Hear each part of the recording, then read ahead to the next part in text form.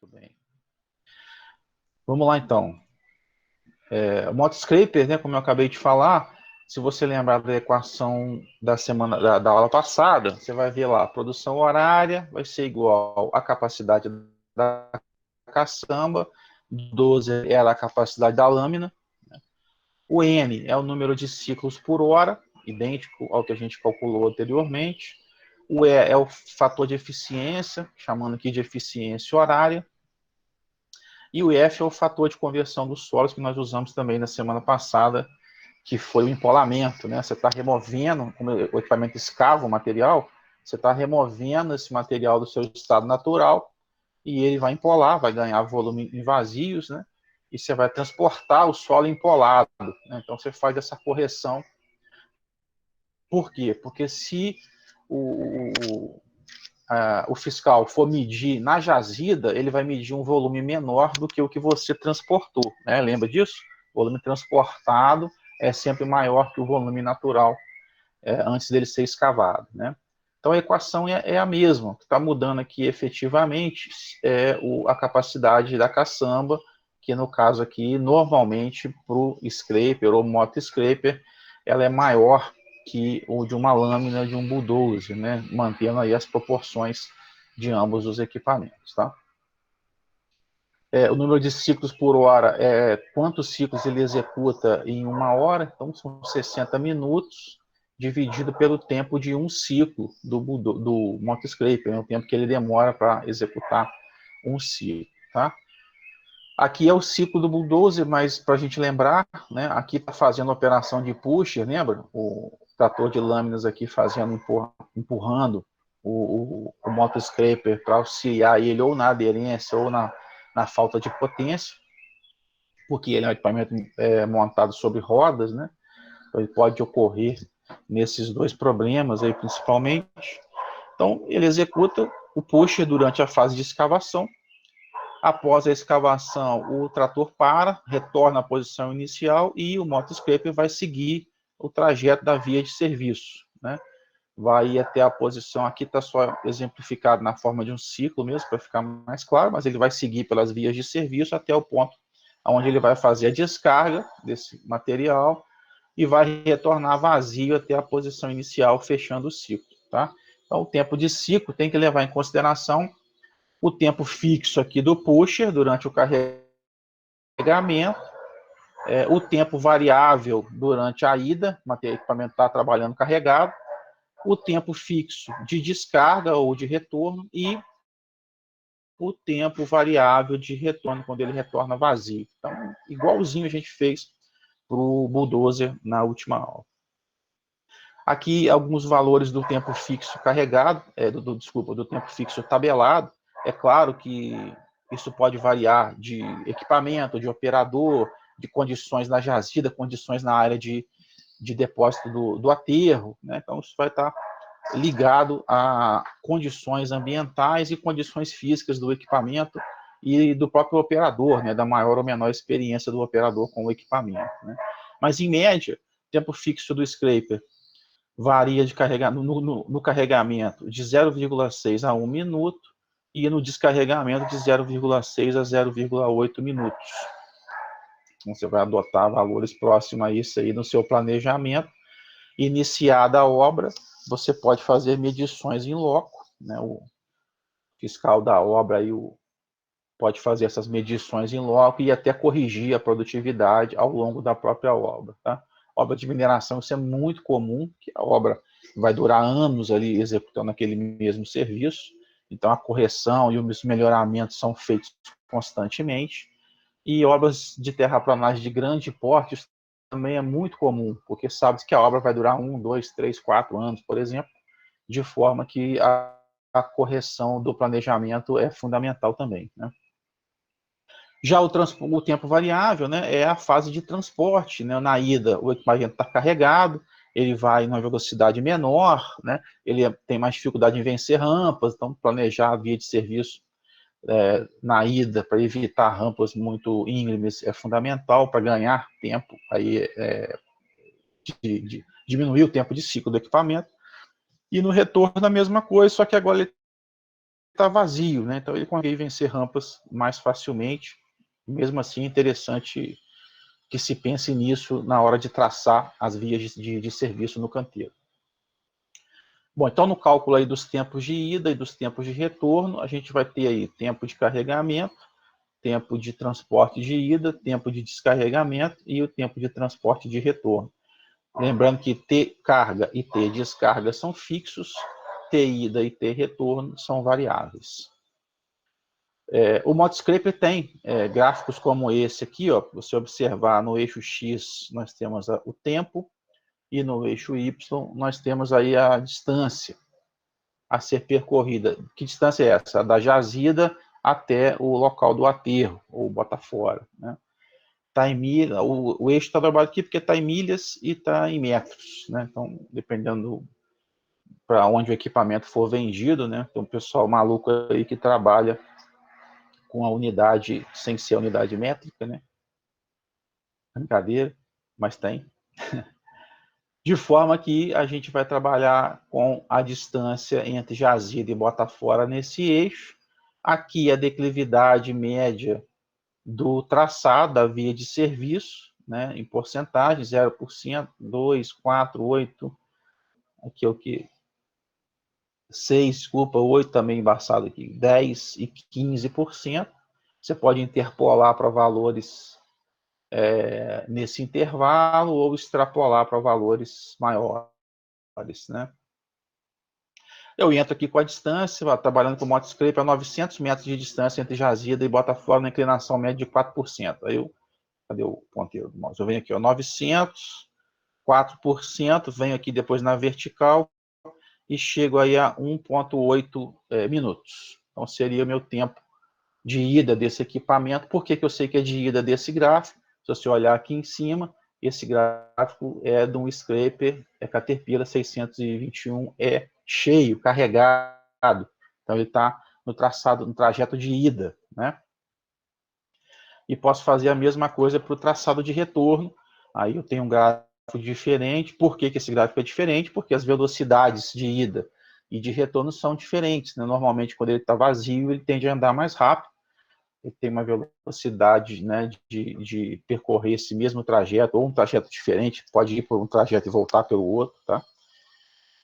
Eu tenho que entrar aqui, então, agora com o trajeto de retorno, vamos lá, 900 metros de novo, pela mesma via, 4%, eu chego aqui, eu chego num tempo, deixa eu ver mais ou menos, de 1, aqui está 1 e quanto? 1,20, aqui 1,60, aqui então vai ser 1,40, 1,50, sei lá, vai ser um pouco antes, eu faço uma interpolação aqui e acho o valor de 1,30, por exemplo, tá? Seria o tempo de retorno. Então, facilita bastante o nosso cálculo. Aqui, lembrando que você também pode considerar que ele está percorrendo uma certa distância desse trecho durante o tempo fixo, como a gente fez para o bulldozer na última aula, né? Ou um ou outro, né? Porque normalmente você carrega no sentido que você vai se deslocar, é bem óbvio isso. Se eu vou me deslocar de A para B, consegue ver minha mão aí? De A para B. Deixa eu fechar o chat aqui, que aí eu consigo ver a minha câmera. Eu sei se estou enquadrando ou não aqui. Né? Você está de A para B, é mais fácil você escavar já percorrendo essa distância que de A para B. Então eu posso me deslocar uma certa distância durante esse tempo fixo ao qual o equipamento está escavando, né? Agora, ele vai chegar aqui no ponto B e vai começar a descarregar, depois vazio ele manobra e retorna, tá? Então, normalmente a gente considera só no carregamento, tá? Aqui também alguns tempos já medidos aí em várias obras e que você encontra na literatura. Como a gente falou, o tempo de carregamento está no tempo fixo, 0,6 a 0,8, até 1 minuto, dependendo das condições do terreno. O tempo de impulso ou reforço seria o tempo lá do pusher, 0,15 minutos. Tempo de manobra ou de retorno, aproximadamente 0,24 minutos. Lembrando que o equipamento é de pneu, ele não tem a manobrabilidade do equipamento de esteira, de fazer raios mais curtos, por exemplo, de curva. Então, ele precisa de uma área no canteiro mais espaçosa para ele conseguir manobrar, né, principalmente os equipamentos de grande porte. Então ele tem que fazer uma certa manobra, e isso, dependendo do canteiro, é mais difícil. E o tempo de contato, né, você não chega com o push, ele já dá logo uma pancada no motoscraper, você se aproxima de forma mais lenta, faz o contato e depois traciona com força total aí, empurrando o equipamento. Então você tem um tempo de contato aí de 0,10 minutos. Então, aproximadamente, você tem aí um tempo total de 1,09 minutos para fazer o pusher, né, para esse ciclo aí se completar. E logo em seguida você tem aí o tempo de transporte de ida, o tempo de manobra do scraper de retorno e o tempo de retorno propriamente dito, e inicia-se novamente o ciclo desse equipamento. Tá? Eu estou falando tudo isso, relembrando algumas coisas, porque quando a gente for fazer o exercício numérico, esses conceitos estão mais frescos aí na cabeça de vocês. Tá? Eu tenho lá um trator de esteiras, né, que a gente chama de pusher, quando faz essa função, e alguns motoscrapers para executar a escavação e o transporte desse material. Né? Como é que eu faço para compatibilizar o número de scrapers que um pusher consegue atender na obra? Eu tenho que relacionar o tempo de ciclo de cada um deles. Né? O tempo do pusher, em média, a gente acabou de calcular aqui, né, com dados empíricos, ele gira aí na faixa de 1,09 minutos, e eu tenho que ver o tempo do scraper, que é o cálculo que a gente acabou de comentar, tempo de carregamento, tempo de ida, tempo de descarregamento, tempo de retorno, somo isso, eu tenho o tempo do motoscraper. O tempo do motoscraper dividido pelo tempo do pusher é o número de equipamentos, de pusher, na verdade, de trator de lâmina, desculpa, é o número de motoscrapers que o meu trator de lâmina consegue atender ao mesmo tempo. Né? Por que isso é importante? Porque você liberou o primeiro scraper, fez a função do pusher, liberou o primeiro scraper, ele vai fazer todo a volta, né, no trajeto de jazida, bota fora e retorno, e o pusher pode empurrar mais um, né? Ele vai voltar para a posição inicial e já está esperando o próximo scraper para ele fazer a função de pusher. Isso vai fazer com que ou eu evite duas situações. Eu evite que o pusher, o equipamento de esteiras, fique parado na obra esperando esse scraper dar a volta toda e retornar à jazida. Ou evito também que ele está fazendo o pusher num scraper e tem um, dois esperando. Né, que o scraper fique parado esperando na obra. Tá? Então, esse cálculo é importante, adequar o número de equipamentos para trabalharem juntos é importante. A gente vai fazer essa mesma conta mais à frente com caminhões e escavadeiras. Falando nelas aqui, não, pulei dois aqui, ó. Tem que voltar aqui. Falando então nas escavadeiras, a gente vai ter um fator diferencial aí agora, né? Até uma colega de vocês perguntou exatamente isso essa semana, fazendo aí o nosso trabalho, né? As escavações normalmente são medidas no corte para esse tipo de equipamento, porque o volume por ciclo desse equipamento é bem menor em relação ao motoscraper, por exemplo, né, que a caçamba da escavadeira ou da pá carregadeira, de maneira que a gente mede na jazida. Né? Já conversamos sobre isso, né? Falamos aí sobre medições na jazida, no transporte e no aterro. Medir na jazida normalmente é uma medida topográfica, na qual você compara o volume antes da obra e o volume após a execução de um certo tempo de obra, e nessa diferença você infere aí o volume que foi escavado. Né? Então, a produção da escavadeira é aqui, a produção horária. Aqui o que ficou maiúsculo, mas é esse Qzinho minúsculo aqui. Então, na hora que dei o Enter aqui, ele pulou aqui para o maiúsculo. Eu esqueci de voltar. Enfim, mas é o que? Capacidade da caçamba em metros cúbicos, capacidade volumétrica. O N é o número de ciclos por hora, a mesma coisa. O F é o nosso fator de conversão de solo, porque o solo vai empolar na caçamba, de qualquer forma, quando você retirar ele do seu estado natural. E o E é o fator de eficiência, ou eficiência horária, também já discutimos isso. E aqui entra um K, que é um fator de eficiência da caçamba, que é uma porcentagem desse volume aqui, ó, da capacidade da caçamba, que vai depender do tipo de solo, né? Acho que eu já falei para vocês isso, né? As caçambas, de forma geral, têm o seu volume nominal, que é o volume arrasado, que a gente chama. O volume, caçamba está aqui, ao copo, que eu vou usar o copo. Você tem um volume de água que eu consigo, de líquido que eu consigo colocar aqui dentro. Se eu jogar mais, ele vai extravasar, porque o líquido se comporta dessa forma, né? Ele não tem essa estabilidade, né? Agora, se eu colocar solo, né, eu vou colocando, vou chegar no volume arrasado, que a gente chama, como se fosse passar da régua no seu copo de chopp aí, ó. Você está arrasando o volume, o copo, né, no caso a caçamba. Mas se eu jogar mais solo aqui, eu posso criar um montinho aqui em cima que extrapola o volume nominal do copo, por exemplo, ou da caçamba, vamos falar assim, né? Essa parte superior aqui, a linha do topo da caçamba, a gente chama de coroa. Então, quando você ouvir falar em caçamba coroada, porque ela tem um volume maior do que o volume nominal. E essa coroa, ela é maior ou menor. Espera aí que o Google aqui está falando que eu fiz pesquisa. Pegou minha voz aqui. Deixa eu desligar isso aqui. Pronto.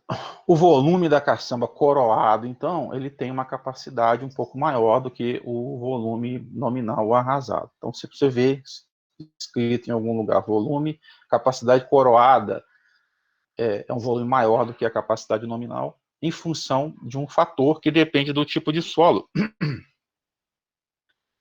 E das condições de solo, né? Se você pegar, por exemplo, uma areia completamente seca, ao escavar, a coroa que ela vai formar vai ser bem menor do que você pegar uma argila úmida, por exemplo, que vai ter uma capacidade de coesão maior e vai conseguir, se acumular mais, né, sobre essa área da coroa, tá certo? Então, vai depender do tipo de solo. A gente tem isso aí tabelado também, por levantamentos empíricos, né, em obra, várias obras anteriores, de forma que o pessoal tabelou isso daí, mas como eu falei, nada impede você de fazer essa medição para o solo da sua própria obra, em função do tempo de obra e de correções do seu planejamento, tá? Bom, o ciclo das carregadeiras ou escavadeiras a gente também já estudou, né? Vou falar da escavadeira principalmente. Ela trabalha parada, então o ciclo dela é o quê? Faz a escavação da caçamba, né, do solo com a caçamba, gira e descarrega esse material no caminhão e volta para a posição inicial. O ciclo dela normalmente está na casa dos segundos. Então, o número de ciclos por hora, eu vou dividir aqui, ó, 1 hora, são 3.600 segundos, dividido pelo tempo de um ciclo da escavadeira, né? Aí eu vou ter lá um T, que eu chamo de, eu vou ter lá um N, que eu chamo de número de ciclos por hora desse meu equipamento, tá? Ficar atento à unidade. Você pode trabalhar com minuto também, né? Não tem problema, igual ao anterior, 60, lembrando que o seu T vai ter que estar convertido para minutos, né? Vai dar um número menor do que 1 aí. Aí, em segundos, fica mais fácil de fazer essa. Os caminhões, a gente vai fazer o exemplo numérico já, eu estou só repassando aqui alguns detalhes da produtividade desses equipamentos, tá? E lembrando como é que é o ciclo que eles trabalham. Os caminhões, então, o tempo de ciclo do caminhão vai ser dividido em 2 fases.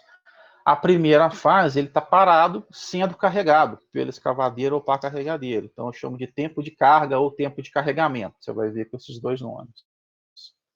Então, o caminhão está lá parado e a escavadeira ou carregadeira está carregando esse caminhão e eu estou contando esse tempo, né? Encheu, dá a buzinadinha, o caminhão, parte e vai para a segunda fase do seu ciclo, que é o transporte. Aí tem a fase de ida, ele vai chegar, vai descarregar o material, vai manobrar e vai retornar à posição inicial, tá?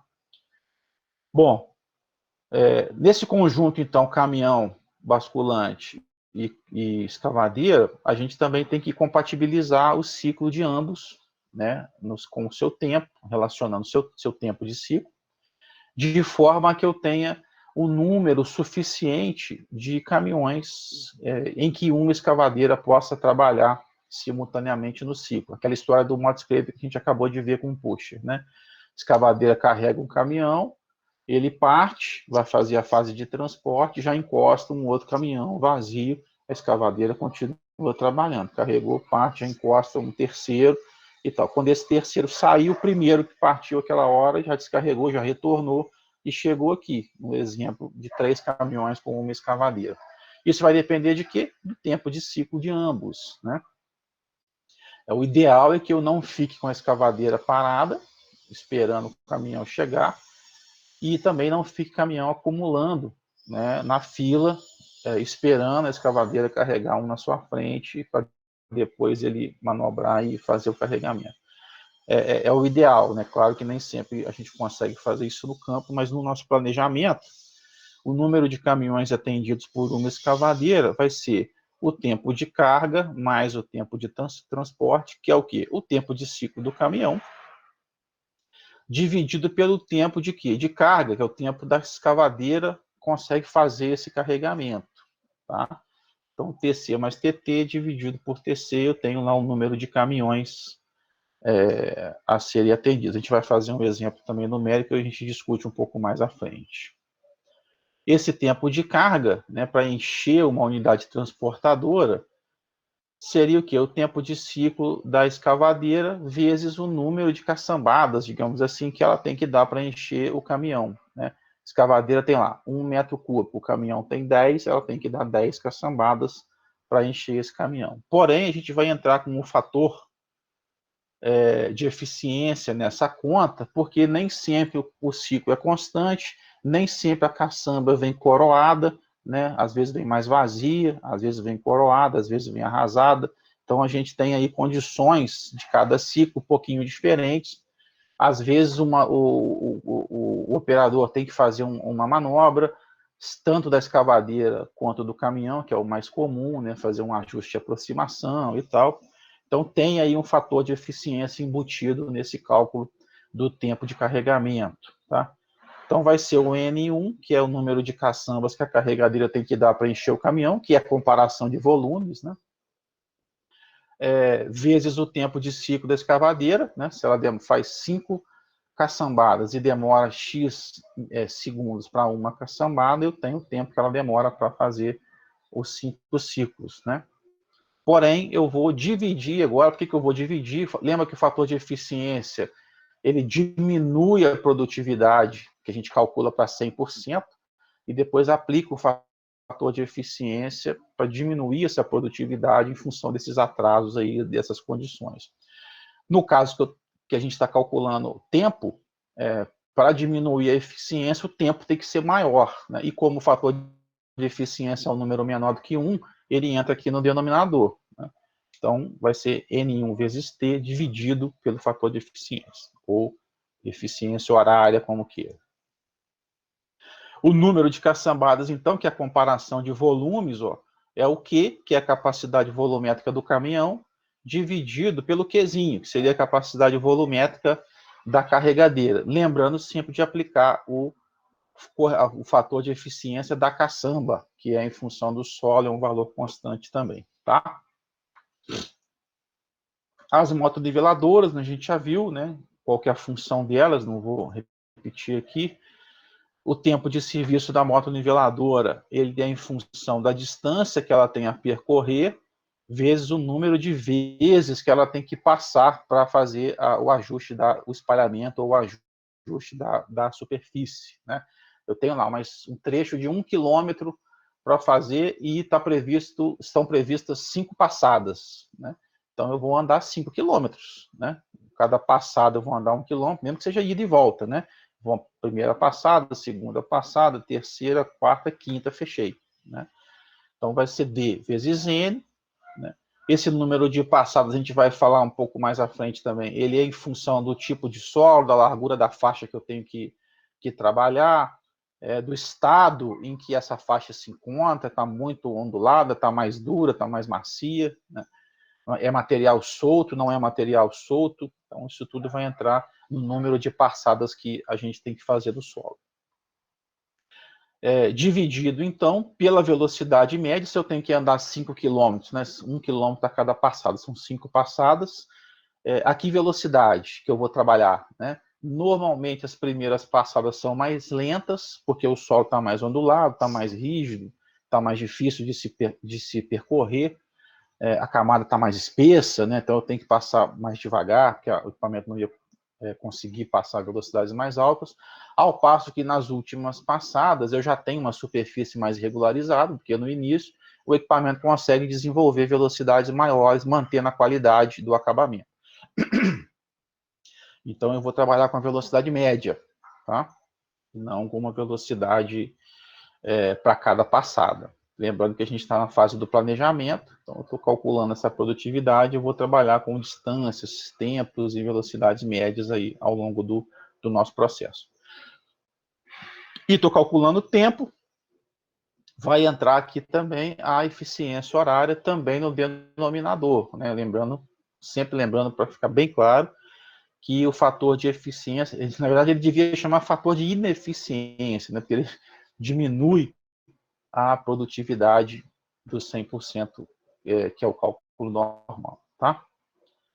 Muito bem. Calculado esse tempo aí, eu consigo determinar, então, qual que é a produtividade horária da moto-niveladora, que vai ser a velocidade média com que ela executa o serviço. Aqui o fator de eficiência entra no numerador. O L é o comprimento útil da lâmina. Lembrando que essa lâmina, normalmente, ela vai trabalhar inclinada em relação ao eixo do equipamento. Vou pegar o equipamento está aqui, né? A moto-niveladora, a lâmina está aqui embaixo. A lâmina trabalha com uma certa inclinação, né? A gente lembra das fotos e dos vídeos aí, você já deve ter visto o equipamento desse funcionando também. Ela trabalha com uma inclinação, porque quando o equipamento se deslocar, o solo é cortado aqui, ele é empurrado para uma lateral e fica uma leira aqui na esquerda ou na direita, dependendo para onde a lâmina está inclinada, né? Então, a lâmina, se ela tiver 3 metros, quando eu inclino, ela fica com comprimento útil menor. Então, vai ser o L, que é o comprimento útil da lâmina, é o comprimento nominal, vezes o seno de θ, que ângulo é esse? Θ é esse ângulo aqui, ó, entre o eixo da moto-niveladora e o eixo da própria lâmina, tá? Dividido tudo isso aí pelo número de passadas, tá certo? Se você observar bem, a produtividade horária da moto-niveladora é a única em que a gente calcula por metro quadrado. A gente calcula por área de material regularizado. Todos os demais equipamentos são calculados em metros cúbicos. E, para fechar o nosso serviço, a compactação, que a gente também já definiu aí, já conversou bastante nas aulas anteriores, né? A produtividade horária da compactação, então, vai ser o L, que é a largura do rolo do compactador. Se eu tenho uma faixa de 12 metros de rolamento para compactar, o meu rolo tem 3 metros, 2 e alguma coisa, eu vou ter que passar ao longo de toda a via. Então, a produtividade horária dele vai estar relacionada a essa área da via, sempre em comparação com a largura do meu equipamento, tá? Então, vai ser L, velocidade média também, vezes o E, que é a espessura de compactação. Aqui que ele se diferencia da moto niveladora, eu multiplico por mais uma espessura, então ele vai estar, o resultado final vai ser em metros cúbicos, vezes 10,18, tudo isso aí dividido por P, que é o número de passadas necessárias aí para execução dessa compactação, que vem lá do laboratório, né, dos ensaios lá, de adensamento, de umidade ótima, de densidade máxima nessa umidade, que a gente já discutiu também nas aulas anteriores, né? Esse gráfico aqui é interessante, ó, ele mostra aqui 3 curvas. Pode falar. Alguém chamou aí? Ele mostra 3 curvas que estão relacionadas à velocidade. Então, a curva 1 é o rolo se deslocando a 1,5 km por hora, o 2 a 3,0 km por hora e o gráfico 3 a 6 km por hora, tá? Aqui é o grau de compactação do ensaio Proctor. Então, você tem 90%, 95%, 100% de compactação. Então, você tem que ver lá do seu ensaio de laboratório e do projeto do aterro, né, ou da sua estrutura do pavimento, né, da base, subbase e tal, qual que é o nível da energia de compactação. Entra aqui, o mais comum é 95%, digamos assim. Você entra aqui a 95%, velocidade de 1,5. Para bater aqui no gráfico de 1,5, você volta aqui, deu 3 passadas.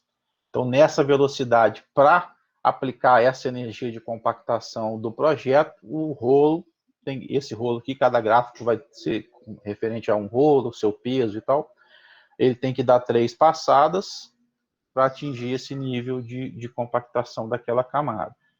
95, a velocidades maiores, já passa aí para 4. 95 no 3 já passa para 6, por exemplo, passadas, né?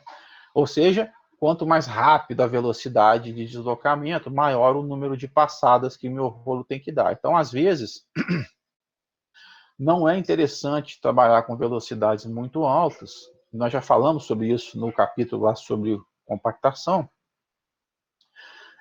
porque achando que vai ganhar tempo. Não, não vai. Se você, vou dar 3 passadas a 6 km por hora, você precisaria de 6 passadas. O que aconteceu com a sua camada? Ela não atingiu a densidade esperada no seu projeto. Né? Ela ainda tem como deformar, como adensar mais. Aí você vai e libera aquela rodovia. Vamos supor que a gente está compactando a estrutura do pavimento. Você libera aquela rodovia, aquela camada, e com o passar do tempo, os veículos vão trafegando ali em cima, aplicando uma energia, né, menor, mas com número de repetições muito maior do que a da compactação, o terreno, aquela camada começa a adensar e ceder e gera aí deformações na sua estrutura do pavimento. Por quê? Porque a camada não atingiu o nível de compactação planejado, né? Houve uma falha aí na compactação. Então, nem sempre velocidades altas são importantes, são vantajosas, né? Então, trabalha-se aí com passadas iniciais a velocidades menores e começa a compactar a camada, e as passadas finais com velocidades maiores, porque eu já necessito de menos energia para atingir o nível de compactação esperado, tá? Bom, com isso, então, a gente definiu essa produtividade de cada conjunto de equipamentos. Vamos fazer aí uma aplicação. Essa daqui é de cálculo de resistência e de rolamento. Nós fizemos na última aula 1. Eu vou pular esse daqui, depois a gente pode voltar nele para fazer. E vamos fazer um de cálculo de produtividade, realmente, que é o que a gente acabou de discutir, tá? Então, aqui vamos ver, dimensionar o equipamento, o tempo gasto para executar o serviço e a distância média de transporte desse trecho, considerando-se que o empreiteiro trabalha em material de dificuldade média de corte. Aí eu tenho aqui um fator de empolamento, um fator de correção de solo de 0,8, como escavadeira do tipo shovel, com eficiência horária de 0,5, né? Estou trabalhando aí em condições não ideais, né? Não muito boas, um fator de correção da caçamba de 0,9, e vários caminhões. Pediu para dimensionar o equipamento, né? Eu quero saber quantos caminhões. Tem vários caminhões trabalhando em 10 horas por dia, né, que é o horário que é o tempo de trabalho diário desse nosso serviço. Tá? Demais dados aqui, ó, densidade do solo solto, 1,3 toneladas por metro cúbico, densidade compactada, 1,6 toneladas por metro cúbico, velocidade de ida do caminhão, 30 km por hora, velocidade de retorno do caminhão, 50 km por hora, capacidade da carregadeira de 3 metros cúbicos, capacidade do caminhão de 6 metros cúbicos, o tempo de ciclo da carregadeira, 26 segundos, e o ângulo de giro da carregadeira de 90 graus. Tá? Aqui a gente não vai usar esse número, mas ele está ligado às condições de posicionamento ideal do equipamento, que a gente já conversou também. Esse aqui é o nosso esquema, não quer dizer que a nossa via de transporte é linear, é reta, né? Mas é o esquema do nosso planejamento. Então, a escavadeira está onde? Está na jazida. A escavadeira só trabalha removendo o material, ela não transporta o material. então ela vai trabalhar sempre aqui na jazida. Então eu tenho a jazida, nesse ponto aqui, distando 1 quilômetro do eixo da minha via, de onde eu vou espalhar o material. Então, a minha via sumiu. A minha via passa por aqui, né? Eu tenho a 1 quilômetro à direita. Por que eu sei que é à direita? Porque estaca 0, estaca 100, estaca 200, estaca 600, estaca 1000. Tá? Então, eu estou começando da estaca 0, indo até a 1000. Então, ela está a 1 quilômetro à direita do eixo da minha via. Ok?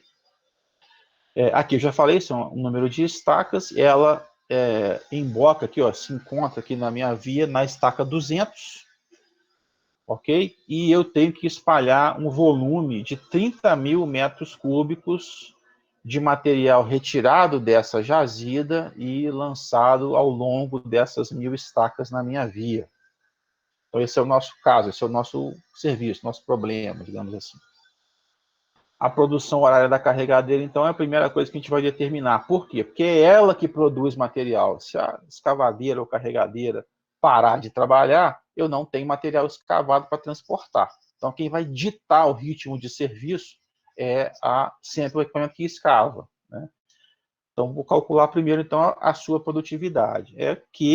Qzinho, né, capacidade, fator de eficiência da caçamba, fator eficiência horária, eficiência da caçamba. Não, aqui é fator de solo, aqui é eficiência horária, aqui que é o fator da caçamba, o K, vezes o número de ciclos por hora.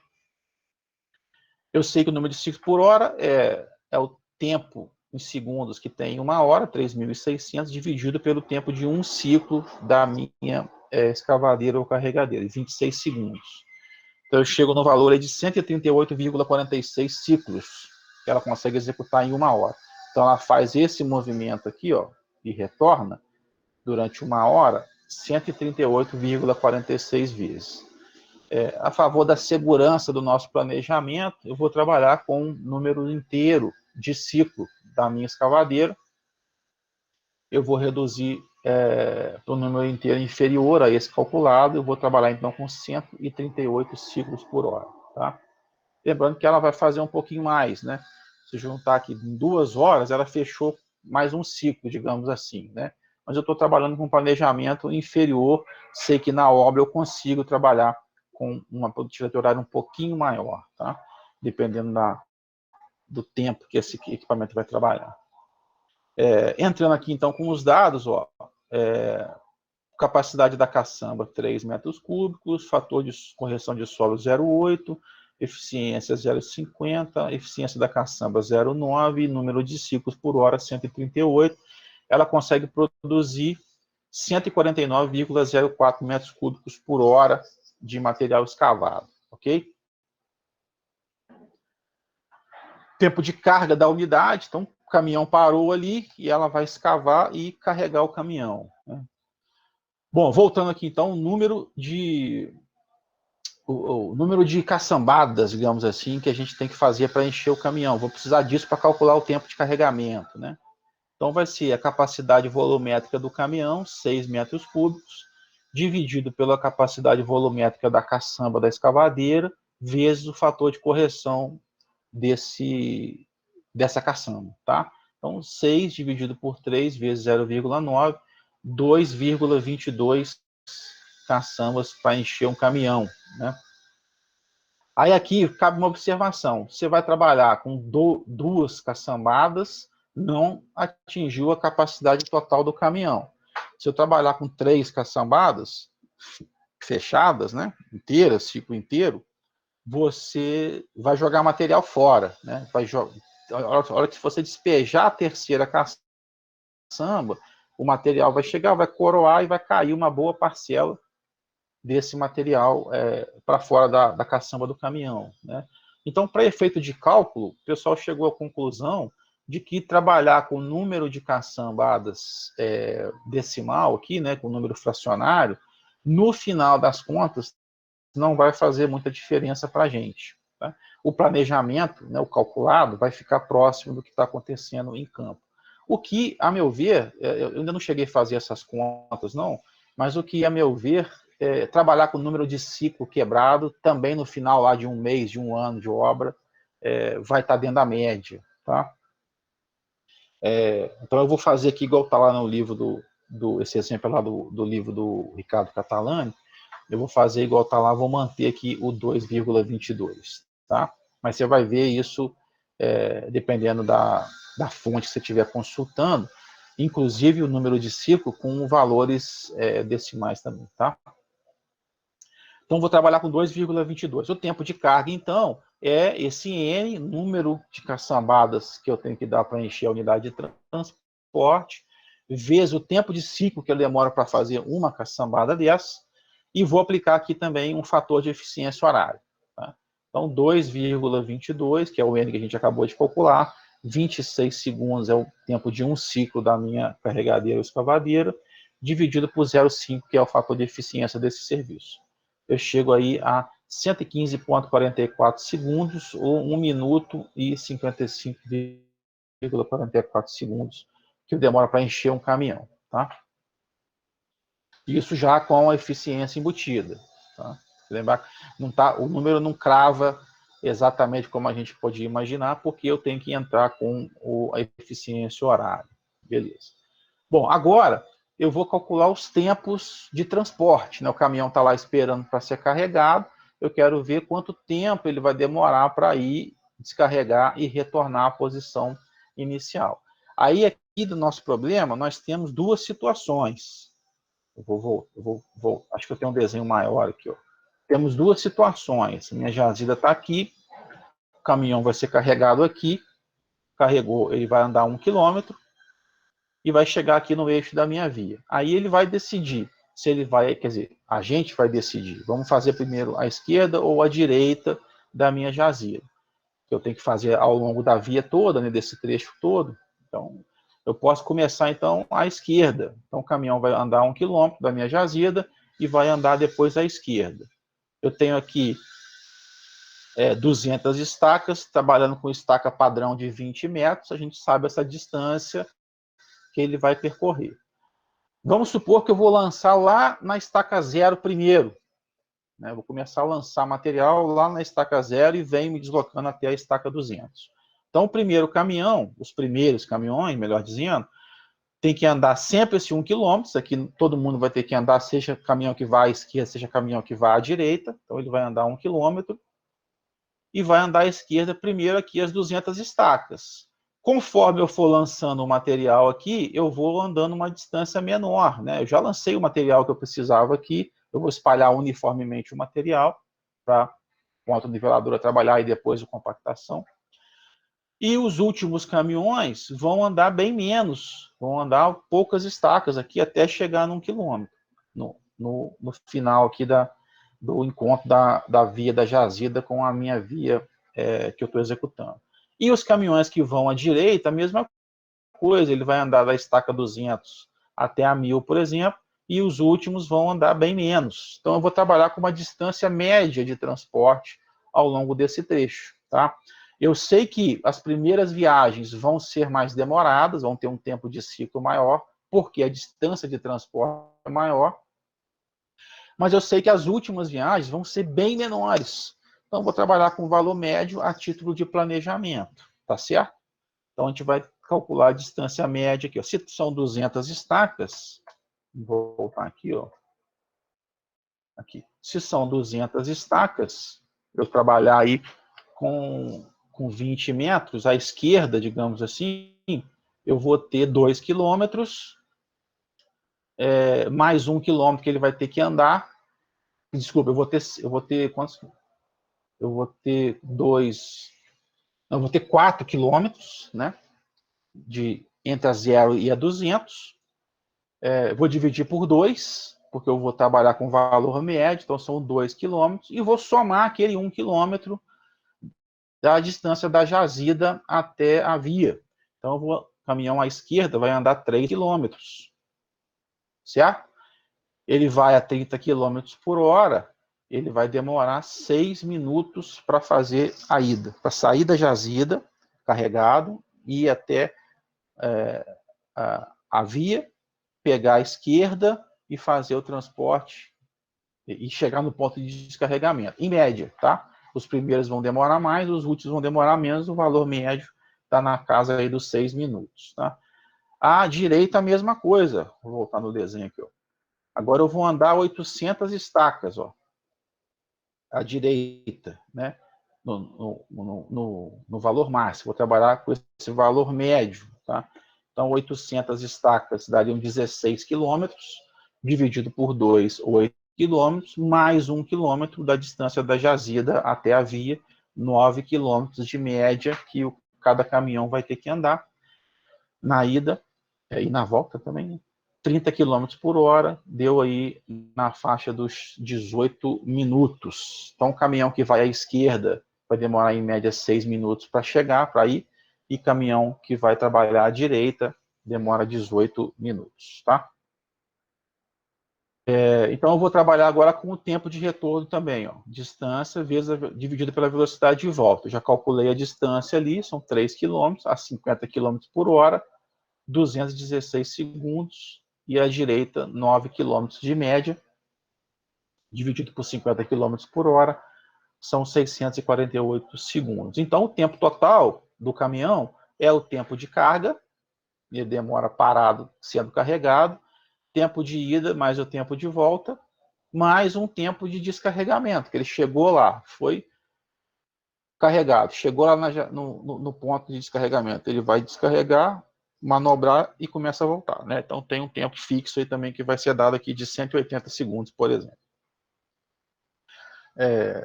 Depende das condições, né, em que ele tem de manobra, da área para fazer essa manobra, etc e tal. Tá aqui só para compor. Então eu vou ter caminhões à esquerda que vão demorar 871,44 segundos e caminhões que vão à direita que vão demorar 2.023,44 segundos. Lembrando que eu estou trabalhando com distância média, tá? Beleza? Então, eu tenho agora, como condições de calcular, o número de caminhões, né, como o Arthur perguntou aí, que a minha escavadeira pode atender, em função do tempo de ciclo de ambos, né? Eu tenho aqui, ó, o tempo de ciclo dos caminhões, dividido pelo tempo de ciclo, não da carregadeira, aqui está errado, tempo de ciclo de carga, que ela faz um ciclo em 26 segundos, mas um ciclo não enche o caminhão, né? Então é o tempo que o caminhão está parado esperando ser carregado, que nós calculamos. O tempo de carga deu 115,44 segundos.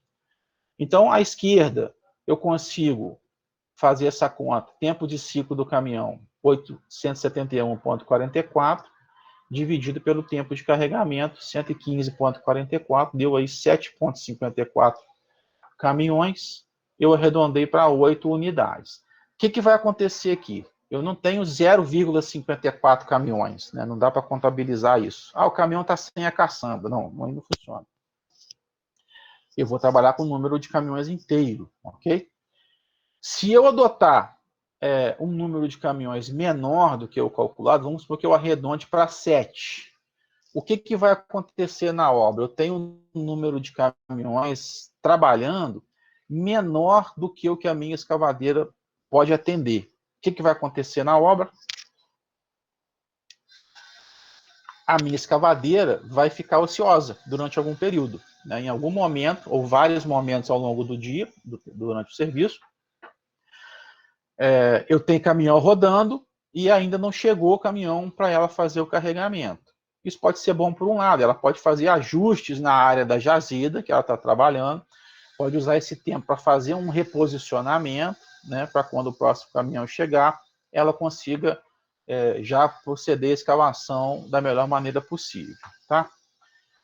E por outro lado, se eu adotar um número maior de unidades, aqui como a gente fez aqui no exemplo, você pode observar aqui, calculado 7,54, a gente adotou 8 unidades, eu tenho o número de caminhões, melhor dizendo, um pouquinho maior do que o que a minha escavadeira conseguiria atender. Quem que vai esperar agora? O caminhão. Então agora a escavadeira vai estar lá trabalhando, enchendo o caminhão. Antes dela dar a última caçambada naquele caminhão que ela está carregando, chegou o próximo caminhão e ficou na fila esperando, né? Qual que é a vantagem disso? A única vantagem disso seria no custo, né? Porque normalmente o custo horário de um caminhão é menor, e de um operador, com um operador, é menor do que o custo horário da escavadeira ou da carregadeira, né? Vai depender muito da região, tá? Tem regiões que nós temos escassez de caminhões e tal, que isso pode variar um pouco, tá? Mas normalmente esses valores são dessa forma. O custo do horário do caminhão, tanto de manutenção, de operador, do próprio equipamento, é menor do que o custo de uma escavadeira, tá certo? Então aí você adota aí uma melhor situação em termos econômicos, ou a melhor situação em termos técnicos seria a escavadeira ter essa folga aí para fazer alguns ajustes ao longo do serviço. Tá beleza? À direita, então, o número de caminhões, como a distância é maior, o tempo de ciclo desse caminhão é maior, eu consigo que a minha escavadeira atenda mais unidades, né? Porque o tempo de carregamento é o mesmo, né? O caminhão é o mesmo. Então, 2.023,44 segundos, faltou os segundos aqui também, dividido por 115,44 segundos, ela consegue atender 17,53 caminhões, arredondamos aqui para 18 unidades, tá? Então, a hora que eu estiver trabalhando à esquerda, eu posso estar com 8 caminhões, a hora que eu estiver terminando o serviço à esquerda, eu já consigo passar o caminhão e posso alugar, trazer mais caminhões para eu trabalhar à direita, sempre otimizado. Então, esse cálculo é interessante, você fazia até no planejamento de locação de equipamentos, né? Eu não preciso iniciar, vou iniciar a obra à esquerda, nessa nossa situação, né? Eu vou alugar os 18 caminhões? Não, vai ter caminhão sobrando de longe, tem mais do dobro de unidades que a minha escavadeira consegue atender. Aí é demais. Se eu ficar com 1 ou 2, vai lá, né? Mas se eu ficar com 10 caminhões além da capacidade que a escavadeira consegue atender, ou eu coloco outra escavadeira, eu tenho frente de serviço para isso, né? Na jazida eu consigo trabalhar de forma segura e produtiva com mais de uma unidade de escavação, eu consigo. Eu posso, então, melhorar o meu cronograma, né? Encurtar meu cronograma colocando mais uma equipe de trabalho. Não, minha jazida é apertada, eu não consigo colocar mais uma unidade, trabalhar com uma só. Quanto tempo que a gente consegue executar esse serviço? A gente pode calcular isso facilmente. Então, você, já com o seu contratante, você planeja 8 caminhões do início da obra até, por exemplo, tantos dias de obra, que você vai terminar essa fase, e a partir daquela data ele vai te fornecer mais 10 caminhões, você começa a trabalhar à direita, né? Se esses primeiros dias você não pagou pela locação de 10 caminhões, por exemplo, né? Então dá para se fazer com esse cálculo simples, dá para se fazer o planejamento da locação ou da disponibilidade de alguns equipamentos na obra, tá ok? Estou falando isso porque às vezes a gente não faz essa ligação, está calculando o número aleatoriamente ali, mas não vê a qualidade dessa informação e aonde mais eu posso aplicar esses resultados, tá bom? Bom, então agora eu consigo calcular o tempo de serviço aqui, ó. Acabei de falar para você o número de horas que eu vou ter que trabalhar para executar esse serviço, é o volume total em metros cúbicos do material que eu tenho que escavar e espalhar, dividido pela produtividade horária. O volume total a gente tem, né, como eu já te mostrei aqui, ó, 30 mil metros cúbicos, é esse valor aqui no meio aqui do desenho, e vou dividir pela produtividade horária. De quem? Né? Quem que efetivamente produz material escavado? É a minha carregadeira ou escavadeira. O caminhão só transporta. Se ela não escavar, como eu falei, o caminhão não vai transportar nada. Então não tem produtividade, senão a da escavadeira, a de quem escava realmente o material, tá? Que nós calculamos 149,04 metros cúbicos por hora. Eu vou cortar metro cúbico aqui, eu chego a um valor de 201 horas de serviço trabalhado, né, para executar esse serviço de escavação e lançamento do material, tá? Se eu tenho 10 horas por dia de jornada de trabalho, lembrando que tudo isso aqui a gente já calculou com eficiência horária embutida, tá? Então, você pode estar se perguntando, pô, mas não tem um fator de segurança embutido? Tem, a eficiência horária. Ela já está lançada em todos os nossos cálculos aí que você retroagir aí, você vai ver, né? 10 horas é a nossa jornada de trabalho, então meu serviço vai durar aí 201 horas, se eu trabalho 10 horas por dia, corto hora com hora, chego aí a 20,1 dias, adotei aí 20 dias de serviço, né, que você pode aí estar planejando para executar esse trabalho, tá? Já com a folga do nosso fator de eficiência horária. Tá bom, pessoal? Então, é um dado também utilizado para se determinar cronograma, né, de um simples serviço de terraplanagem, como a gente começou aqui no enunciado, a gente chegou até um cronograma, de uma previsão de cronograma para esse serviço aí. E se você extrapolar isso para toda a gama de serviços do seu projeto, você consegue gerar um cronograma efetivo aí para toda a obra, tá certo? Só estou te dando um exemplo aqui. A distância média de transporte, a gente já calculou mais de cabeça aqui, né, quando a gente apresentou o desenho, e nesses slides aqui, você deve até relembrar lá de estradas do semestre passado, como que calcula a DMT, né, inclusive usando diagrama de massas, etc. Tá? Então, depois você dá uma olhadinha aqui, está só alertando a proporção volumétrica que entra em consideração. O que ele chamou de V1 e de V2. Se eu tenho 30 mil metros cúbicos para espalhar ao longo de 1.000 estacas, em 200 estacas eu vou espalhar essa proporção, né? Imaginando que a proporção vai ser constante ao longo de todo o trecho, né? Aí ele calcula aqui, ó. Em 1.000 estacas eu tenho que espalhar 30 mil metros cúbicos, em 200 estacas eu tenho que espalhar V1, que seria o volume de material que vai à esquerda. Deu 6.000 metros cúbicos. 30 mil menos 6.000 é o que eu tenho que espalhar à direita, 24 mil metros cúbicos. E esse volume é a razão de proporcionalidade para calcular a distância média de transporte. Aí entrou aqui, ó, distância média de transporte vai ser a distância fixa vezes o volume à esquerda, que é o V1, a distância à esquerda, que são as 200 estacas, tá aqui. A média, né, distância média, que é o 200 estacas dá 4.000, dá 4 km, dividido por 2 km, tá aqui, ó, 6.000 metros cúbicos vezes 2 km.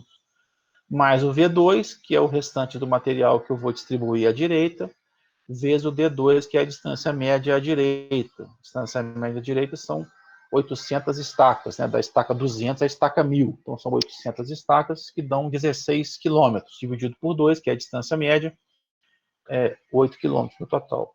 Tudo isso aí dividido pelo volume total.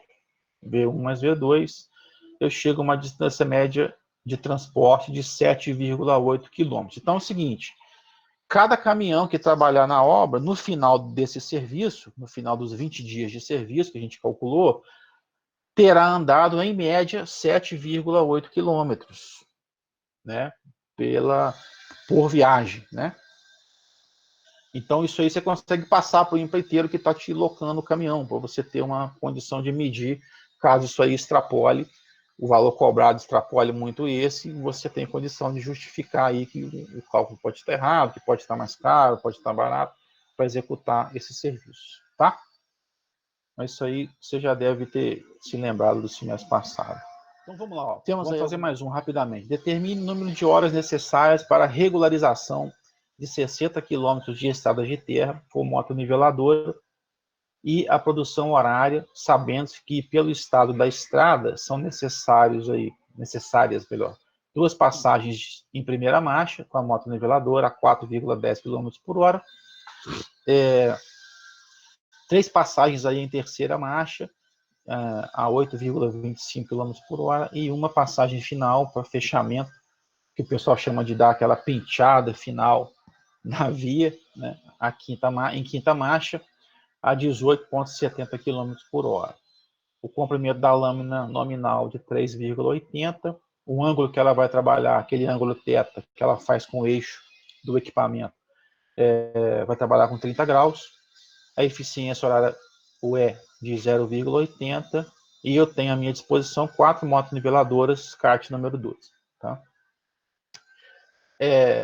Por incrível que pareça, esse serviço foi quando eu entrei no concurso da prefeitura da minha cidade, que eu comecei a trabalhar como engenheiro de obra pública, o primeiro serviço que me deram para fazer foi em empreiteira privada. O primeiro que eu cheguei no escritório e o chefe me passou o serviço era calcular a fundação de um prédio.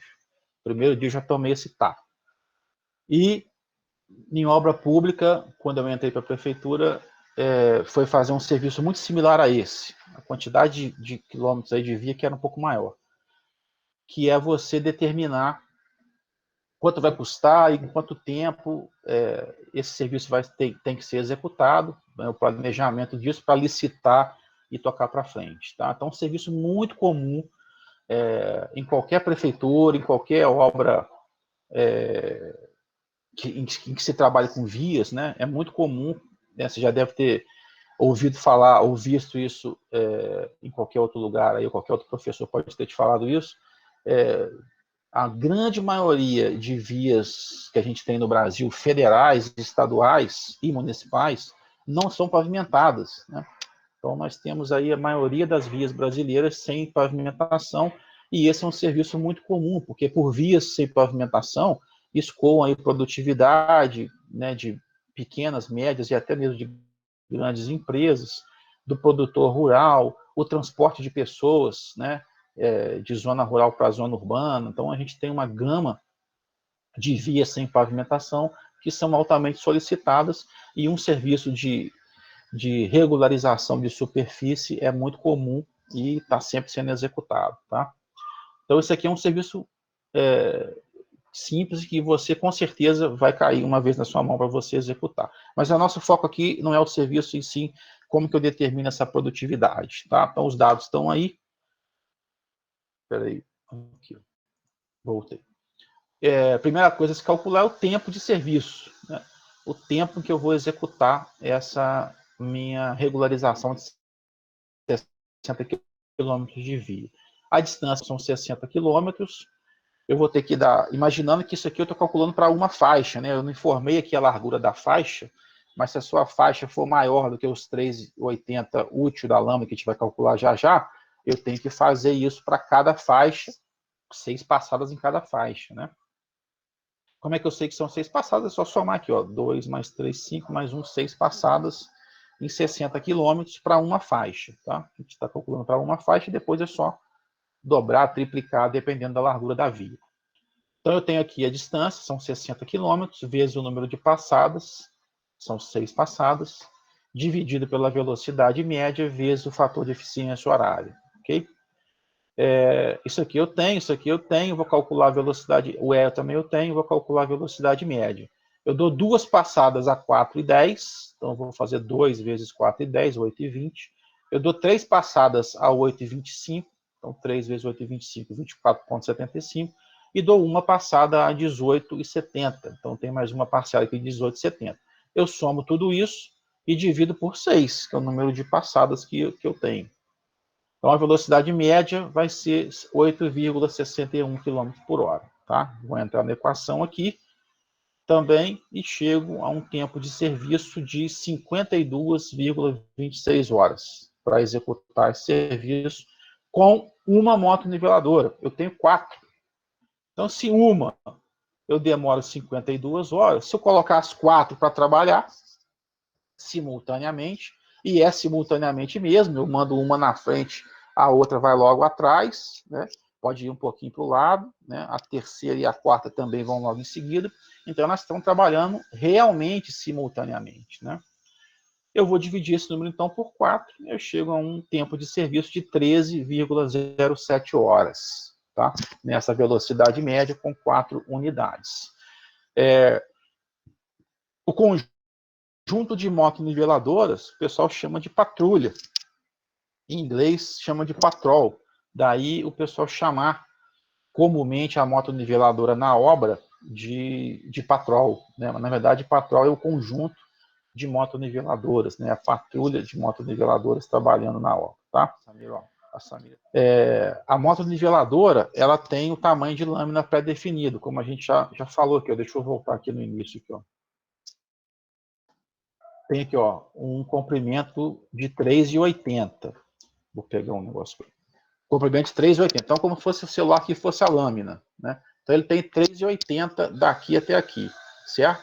Se a minha rodovia tiver 10 metros, por exemplo, eu vou ter que dar uma passada aqui, as 6 passadas aqui, depois eu vou vir para cá e dar mais 6 passadas, até cobrir toda a faixa da rodovia. Então, a gente está calculando o tempo e essa produtividade como se a lâmina estivesse passando em uma faixa apenas. Aí, depois que eu calcular para uma faixa, eu vejo quantas faixas eu precisaria ter para cobrir toda a área da via, né? Aí é só dobrar, triplicar, dependendo da faixa, esse número. Entendeu? Aham, entendi. Obrigada. Beleza, show. Vamos voltar aqui, ó. Então, 13 horas para trabalhando com as 4 motoniveladoras simultaneamente, tá? Então, o tempo de serviço é esse. Qual que seria, então, a minha produtividade horária, né? É a velocidade média, 8,61 km por hora. Aqui eu passei para metros por hora, 8.610 metros por hora, vezes a eficiência, vezes o comprimento útil da lâmina, tudo isso aí dividido pelo número de passadas. Agora aqui, Samira, eu vou calcular o comprimento útil da lâmina, porque ela trabalha inclinada, né? Em relação à direção de deslocamento. Então, 3,80, se ela trabalhasse perpendicular ao deslocamento, como ela vai ter uma inclinação de 30 graus, eu chego a um comprimento útil de 1,90 metros, tá bom? Diminui bastante. Quanto maior for essa angulação, menor é o comprimento útil por passada, tá bom? Eu entro com esses dados na equação da produção horária, eu chego aí a 2.191,20 metros quadrados por hora. Então, em cada hora, nessa velocidade, né, e nessas condições, a motoniveladora consegue cobrir aí, ou consegue regularizar 2.181,20 metros quadrados. Tá? Isso para uma motoniveladora, como a gente acabou de ver. Né? Eu tenho 4, então a produtividade vai ser quadruplicada. Cada uma consegue produzir esse valor. Então, eu vou pegar aqui, ó, a produtividade horária da patrulha vai ser igual a 2.181,20 vezes 4, que são 4 unidades, 8.725 aproximadamente metros quadrados por hora. Tá bom? Então, o tempo eu vou dividir por 4, porque eu estou otimizando o serviço, colocando mais unidades. Então, se eu estou otimizando o serviço, eu estou fazendo um tempo menor.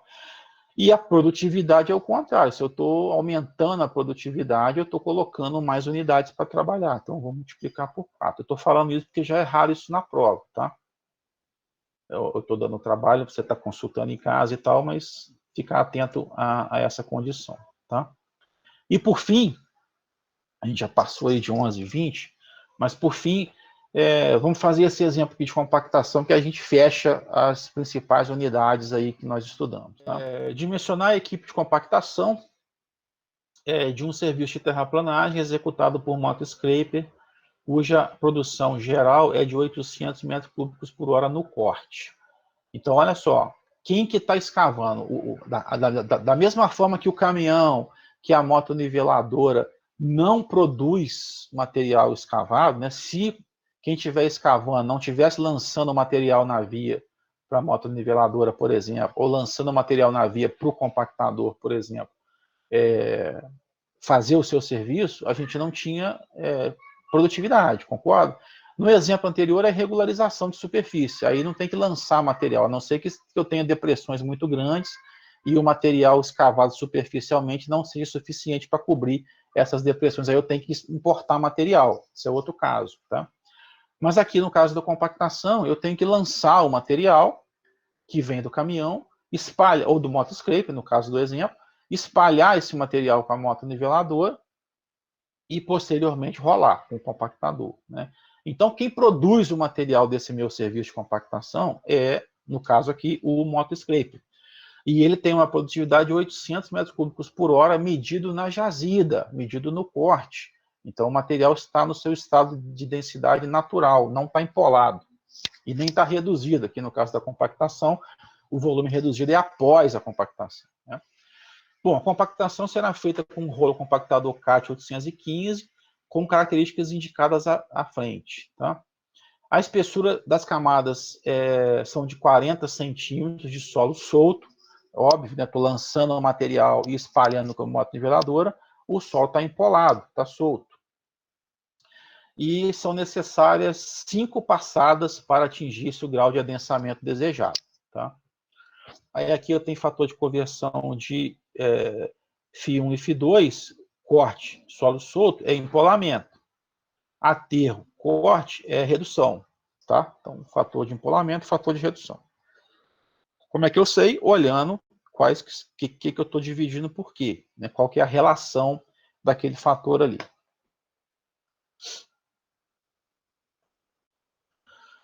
A produção do compactador, aqui ele arredondou aquele 10, alguma coisa para 10 aqui, ó.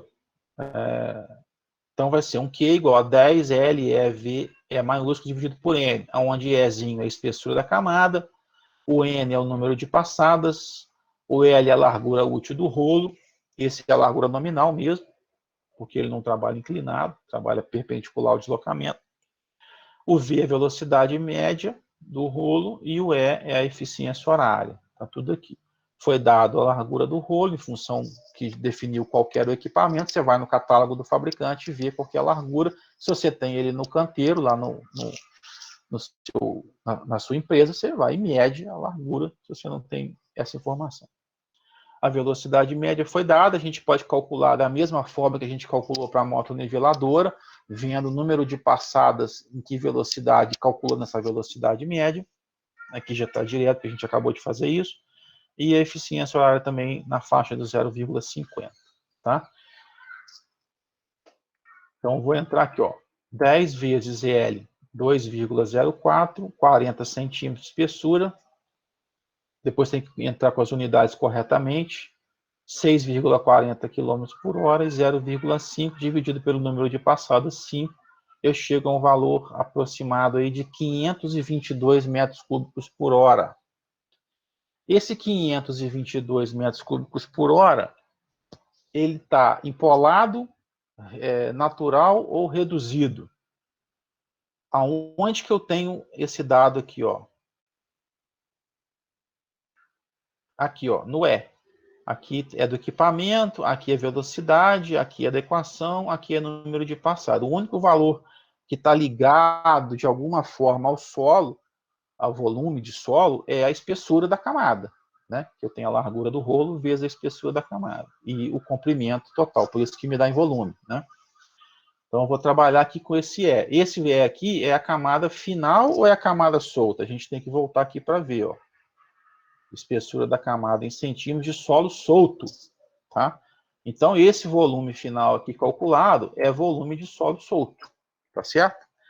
O MotoScraper me deu o volume, no exercício, de solo em estado natural. Tá aqui, ó.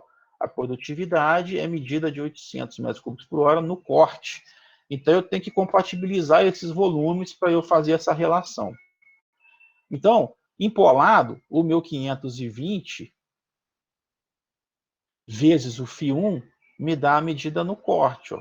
Empolado é maior, aqui está empolado, porque eu entrei com 40 de solo solto, como diz no enunciado. Se eu aplicar o fator de correção aqui do solo Φ1, eu chego a um volume de 418 metros cúbicos por hora, agora sim medido no corte.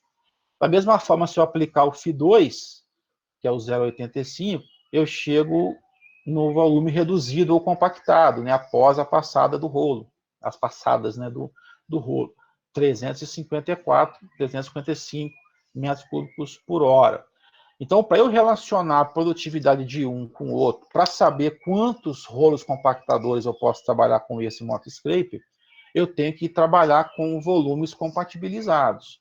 Se esse volume de 522, que é a produção horária do rolo compactador, está solto, eu tenho que pegar, está solto, e o volume do MotoScraper está medido na jazida, eu vou pegar então esse valor corrigido aqui para poder fazer a comparação. Ou eu aplicava o fator de empolamento na produtividade do MotoScraper e comparava com esse valor aqui também de material solto. Tá claro? que eu acabei de falar para você é o seguinte: vai relacionar volume de produção de equipamentos diferentes, tenha a garantia ou a certeza de que os volumes estão falando a mesma língua. Estou comparando volume natural com volume natural, volume solto com volume solto, ou volume compactado com volume compactado. Senão, vai dar errado. Por quê? Porque é a mesma quantidade de solo, né, em termos de massa, digamos assim. Mas em termos de volume, eles são bem diferentes, tá? Então tá aqui, ó, número de compactadores que eu posso trabalhar nessa produtividade, que o scraper que está gerando esse solo para eu compactar, é a produtividade do scraper dividido pela produtividade do compactador. Então vou pegar volume de material na jazida, no corte, 800 metros cúbicos por hora, e vou dividir por 418, que é o volume que eu acabei de corrigir aqui, ó, também no corte. Não é empolado, nem é compactado. Deu aí 1,91 compactador, depois eu vou arredondar para 2 unidades compactadoras. Então, se eu tiver um scraper trabalhando e produzindo esse valor por hora, eu posso trabalhar com 2 compactadores, que eu vou ter sempre material para esses compactadores trabalharem, né? Se o motoscraper diminuir o seu ritmo, diminuir a sua produtividade, eu vou ter compactador ocioso. E se ele aumentar a produtividade, eu vou ter material sendo lançado e o compactador ainda na fase anterior, demorando um pouquinho para chegar lá, tá? Que pode ser interessante dependendo aí das condições da sua obra, né? Você tem um tempo de folga aí para a motoniveladora trabalhar esse material, tem um tempo de folga ou para secar ou para umedecer esse material antes da compactação. Lembrando que a gente tem que já falamos isso, né? A gente tem que conferir e ajustar a umidade ótima de compactação no campo, né? Medindo em alguns pontos da camada regularizada antes de compactar, antes de liberar para compactação. Então pode ser interessante que isso ocorra, né? Que eu tenha uma produtividade um pouquinho maior dos scrapers ou do caminhão lançando o material para ter esse tempo aí com uma certa folga, tá? Então é isso, pessoal.